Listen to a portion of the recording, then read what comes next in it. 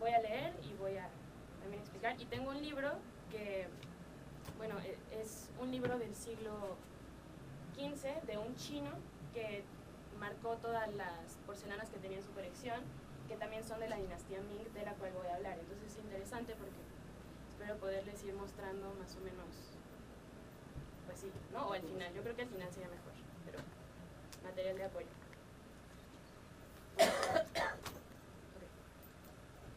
Con el logro del primer tornaviaje por parte de Legazpi y Urdaneta, gracias a la localización de la corriente marítima Ushio, es que podemos comenzar a pensar el mundo como globalizado o mundializado.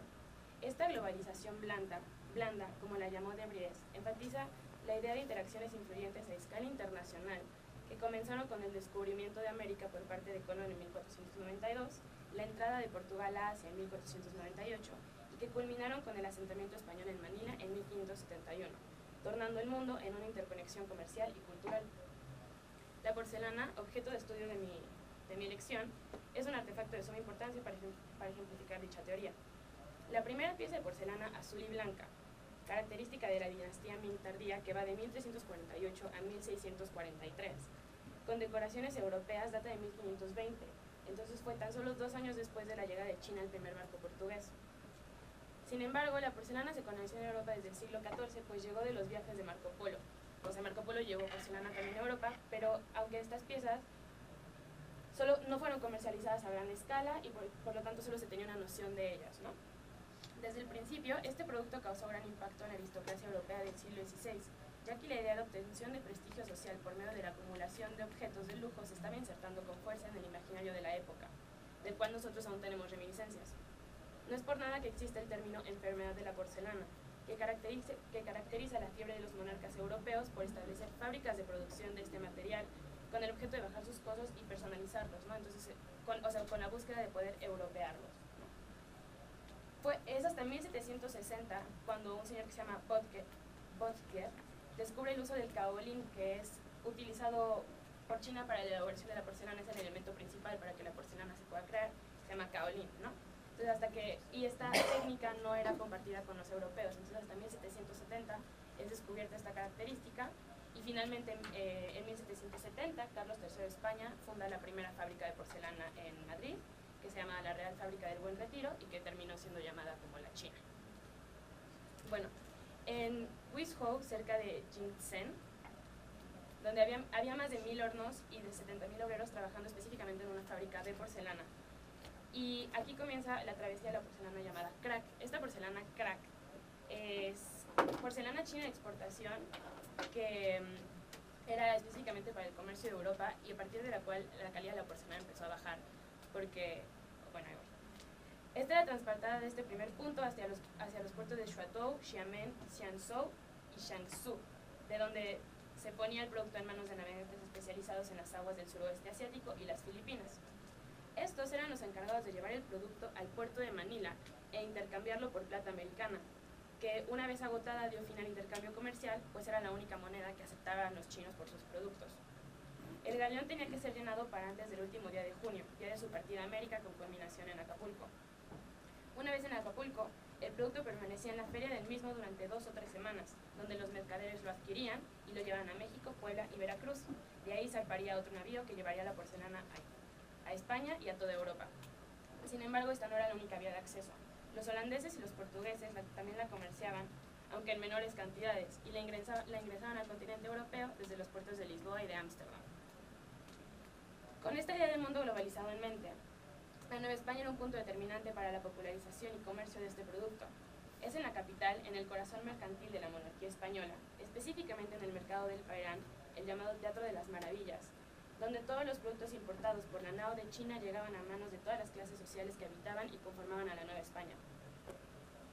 La popularización de este producto fue rápida y eficaz. La Talavera poblana es el ejemplo perfecto. Con las características de la porcelana Shuatou o crack, colores blancos y azules, decorados florales y paneles radiales, la Nueva España hizo de algo ajeno y exótico algo propio. Bueno, ahorita tengo una cita que es en la cual se basa como mi idea de la otredad en la porcelana, que es de Lucia Chen, que es una china que habla sobre esto. Y Y dice, durante la época novohispana, en la moda, el consumo del arte, el mobiliario y la vestimenta se encuentra cierta estética china, tal como la indumentaria hecha del damasco chino, la vajilla de porcelana o los arcones de caoba, manifestando la selección de la clase aristocrática china. Por ello, lo chino representa la maravilla y curiosidad, más aún lo exótico. Fin de cita.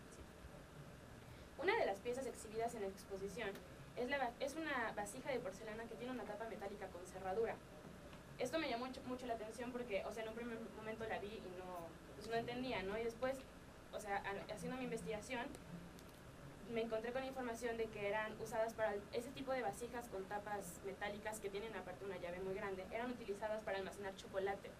Específicamente ya después los navegantes de la época las empiezan a usar, digo, no tan arregladas, no tan bonitas, pero este tipo de vasijas con las cerraduras para transportar comida porque demostraban practicidad y alta capacidad de conservación de alimentos, ¿no?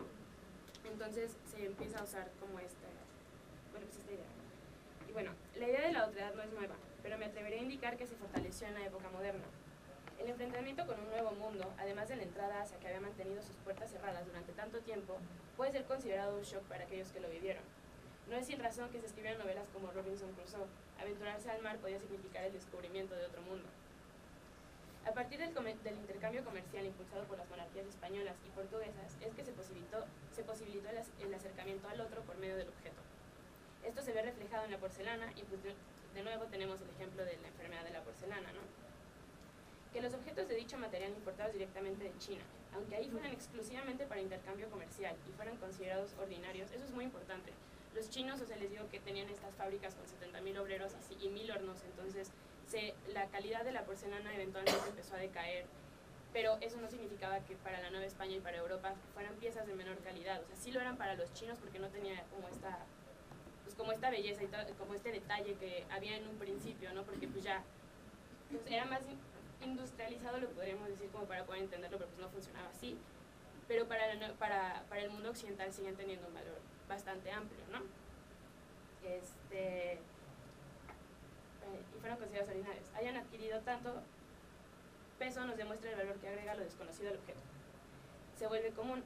Sin embargo, más allá del valor agregado al significante del objeto, el precio también era resultado de la mucha demanda y poca oferta característica de un principio y de los altos costos de transporte que implicaba trasladar objetos tan pesados y delicados durante 6 meses por el mar. La talavera poblana, a pesar de ser prácticamente igual en estructura y equiparable en trabajo artístico a la porcelana china, no tenía el mismo valor que aquella que viajaba durante meses para llegar a los palacios de un novohispano de clase alta o a la casa de un mestizo de pocos recursos. No era lo mismo, y sigue sin ser lo mismo, tener algo producido en casa a algo producido en un lugar ajeno y lejano. El personaje europeo que vivió en el siglo XVI se enfrentó al conocimiento de un nuevo mundo y a la entrada de uno que había estado cerrado, Asia. A partir de este conocimiento se vio enfrentado a entender cosas desconocidas para su cosmovisión y lo hizo regresando a los antiguos y haciendo relecturas de los textos sagrados, como fue el caso para el territorio americano y su población. El personaje del siglo XVII, por otro lado, ya nació con la idea de que aquellas maravillas se encontraban a unas cuantas miles de leguas marinas y con el intercambio comercial Asia, América, Europa, la posibilidad de adquisición se volvió real para aquellos que no tuvieron la posibilidad de embarcarse a otras tierras, ya fuera por encomienda cristiana, por comercio o por curiosidad. China siempre mantuvo sus puertas cerradas, por lo cual había muchas especulaciones sobre lo que se podía encontrar detrás de aquel territorio. Cuando los portugueses logran por fin hacer la entrada a aquel imperio del dragón tan desconocido y exótico que siempre había estado pero nunca se había alcanzado, del cual se sabía su ubicación pero no su contenido, lo que proviene de él se convierte en obra de arte. Adquiere ese valor aunque no sea el uso con el que pasa la historia o que adquiere con el tiempo, que en este caso fue el uso cotidiano en vajillas, por ejemplo. El despertar del dragón había comenzado y todos querían una pieza. La popularización de la porcelana en Occidente, ya fuera por el uso que se le podía dar, que fue mayoritariamente en espacios rurales y urbanos, o por su belleza, adquiere y alto valor adquisitivo que en Europa desvirtuó a la misma en su lugar de origen, ¿no? La vulgarización de esta porcelana azul y blanca para los chinos recae en la producción, les digo, casi industrial toda la época, pero que hubo un momento en el que 1.000 piezas de porcelana china exportada valían 600 reales, o sea, ni siquiera un real por pieza, ¿no? O sea, ya como en la época de demasiada oferta y ya no tanta demanda, ¿no? Sin embargo, para el español, el portugués, el novohispano, el peruano, el alemán, el italiano, etc., la porcelana llegó a valer su peso en oro en algún momento, ¿no? Una técnica de manufactura nueva que demostraba los materiales y el ingenio del chino. Una forma de pintura que representaba animales, en su mayoría aves, que solo se pueden encontrar en la Asia imperial. Un proceso de transporte comercial que ejemplificaba el acercamiento al mundo por medio del mar. Un objeto en la sala, un juego de té, una vasija chocolatera que se cerraba con una llave de hierro. Un plato en la pared que tenía en el mismo aquella esencia de lo chino demostraba a Occidente, la esencia de lo desconocido y de lo exótico, del otro. Por primera vez el acercamiento de aquel mundo que había sido imaginario y aquel otro que era chino se convirtió en una realidad que solo estaba separada por 6 meses que duraba el tornaviaje del galán de Manila. Bueno, y ahora es la segunda parte, como todo lo de la otra que les expliqué al principio, que es más corta. Bueno, el yo tiene mecanismos de autodenominación, identificación y preservación que se establecen a partir de la identificación con un otro que se hace o se vuelve externo en el desarrollo temprano del humano. Esta externalización es necesaria para que el yo se pueda preservar dentro de sus límites y que éste se sienta seguro. Si algo extraño como la naturaleza, la inminencia de la muerte o la relación con los demás atentan contra esta salvaguarda creada inconscientemente por el yo, éste los rechaza automáticamente. Por lo tanto, la creación del otro externo, extranjero, del cual no se sabe nada y al cual incluso se le puede tratar con desprecio, es necesaria para la preservación de este yo. Lo mismo aplica para el objeto creado por el otro. Si este objeto atenta contra las construcciones de salvaguarda bajo las cuales está delimitado el yo enunciante, este será rechazado. Por eso, en el caso de la porcelana, esta fue copiada sin miramientos, al menos esa es mi teoría. No atentaba contra una forma de vida establecida y que funcionaba, y a su vez ayudaba a la relación del hombre con la naturaleza, con aquello que tanto teme y ante lo cual siempre se está defendiendo. Son las barreras establecidas por Occidente para pensar al otro la gran tragedia del mismo. El yo, que es poseedor de una pequeña parte de aquel otro exótico, busca eternamente brincar dichos límites impuestos por él por medio de la apropiación de lo que logra ver en este auxiliar externo. Además, la utilidad de los objetos siempre buscará ser limitada. Desde el siglo XIV, en que la porcelana se dio a conocer en Europa, se buscó la manera de asemejarla. Se sabe que los Medicis contaron con alquimistas para imitar la fórmula de producción de la porcelana, pero como no tenían este elemento,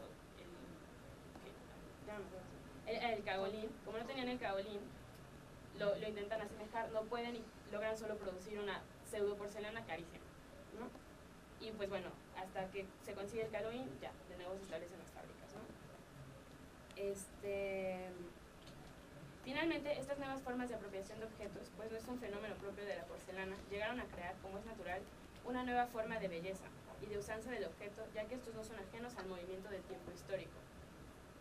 Por ejemplo, en la Nueva España se puede apreciar el movimiento de la época en la usanza de la talavera pública.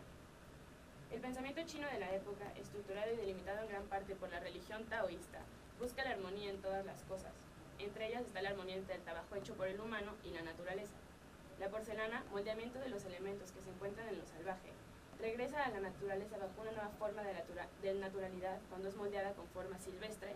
Por ejemplo, ahorita les enseño unas vasijas que están hechas como en formas de patos y así, o por medio de representaciones pictóricas de elementos naturales que también se encuentran en este estado primitivo y salvaje, ajeno al proceso civilizatorio y técnico del hombre.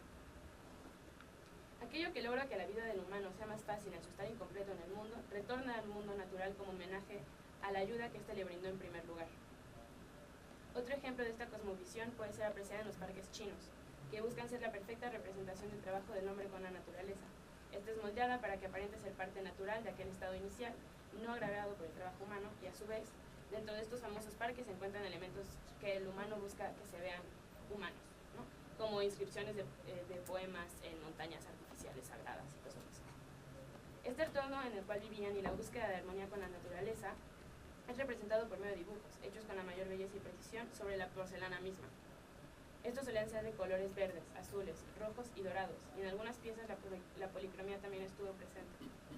El europeo no hispano, al aceptar esta nueva forma de tecnología, hace lo pertinente, plasma en él su relación con el mundo. Por eso podemos encontrar en las porcelanas de más alta calidad y prestigio de los siglos XVII y XVIII los escudos de armas de las familias importantes de la época. A partir de esto se marca un estatuto y un mundo al cual se pertenecía o por el cual se era regido.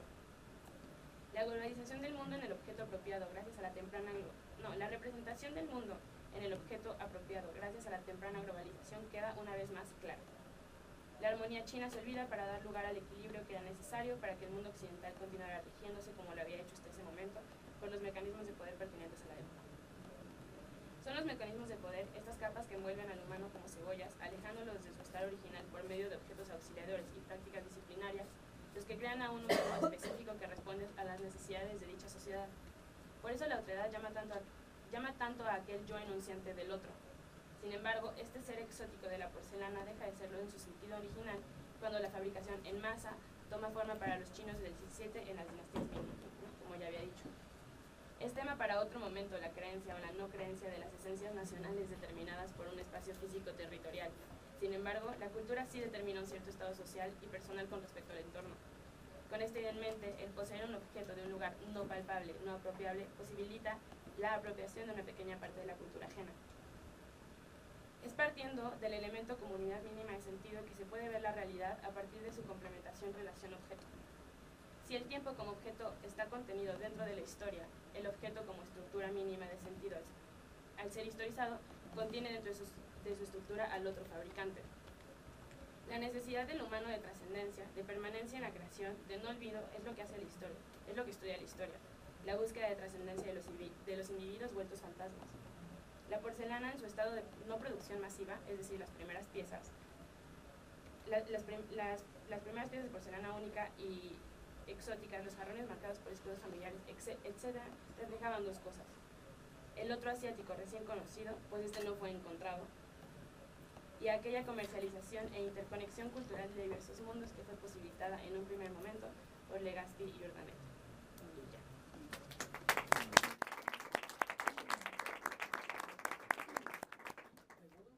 No sé si tienen dudas en lo que yo puedo buscar, porcelanillas, aquí, para que las vean.